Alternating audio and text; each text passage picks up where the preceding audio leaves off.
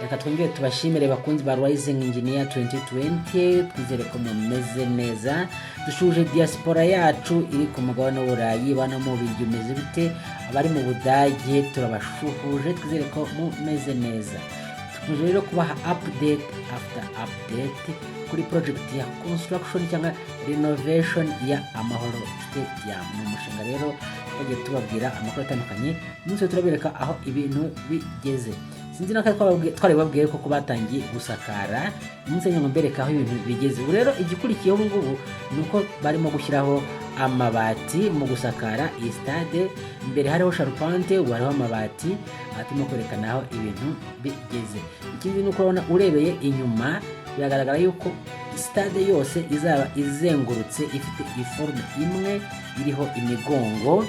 Ubona uhereye mu bice bya ruguru uva kuri BK Arena ukamanuka kazingo, ubona ko imirimo irakorwa kandi rwose iragenda neza.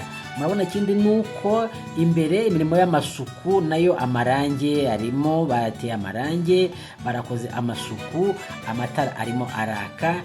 Imbere bari busy barimo bashyiramo batunganya ikibuga.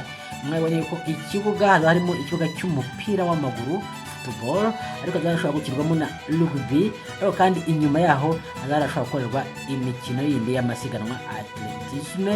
Ubona ko rero byanyuze gutegurwa neza, ikibuga barakigabanyije, ahazajya ikibuga haragaragara, neza korwa atletisme naho haragaragara. Ikindi murimo kubona ahangaha kuri amashusho twaberetse nuko nyine intebe irumvikana nazo barakomeje kuzishyiramo, natwe tubakurikiranira update after update, tubabwira aho imirimo igeze. Kujyanye rero n'iki gisenge rero, ikintu nashaka kubabwira cy'umwihariko uyu munsi ni uburyo bwo gukoreshwa bashyiraho amabati. Ntabwo ari amabati tumenyereye, ibati bazana ni ibati riza rinini. Babona uko hagati y'icyuma n'ikindi, hagati hagati ya charpente n'iyindi, niho bahita bazana ibati rinini rita rikwirwaho.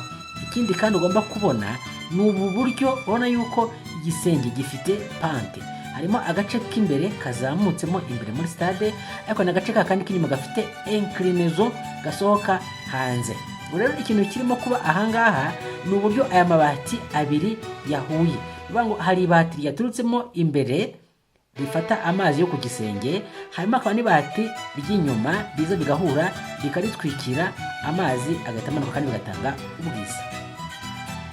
Ikindi nuko niba mwaragiye mubona uburyo ingabo z'Abaromani zakoreshaga bouclier cyangwa se ingabo zabo zirinda, bashobora kuba bafite uburyo bashyira ingabo hasi, ingabo ihagaze, kugira n'izindi ngabo zitambitse bishobora kubatwikira ku buryo imyambi y'umwanzi itabageraho.